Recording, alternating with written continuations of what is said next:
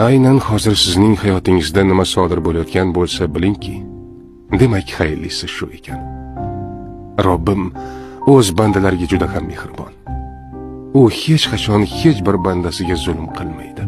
Hatto bizning boshimizga dard, musibatlarni ham bizning foydamiz uchungina bizga yuboradi.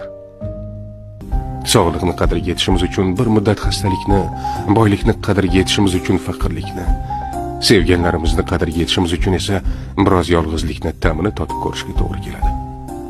Ba'zan biz o'zimiz bo'lishga loyiq bo'lmagan joylarda bo'lamiz. Loyiq bo'lgan joyimizning qadriga yetishimiz uchun. Gohida bizni qadrlamaydigan insonlar bilan sinalamiz. Toki bizni qadrlaydiganlarni ajratib olib, ularni qadriga yetishimiz uchun. Bizning boshimizga kelgan har neda Allohning hikmati bor.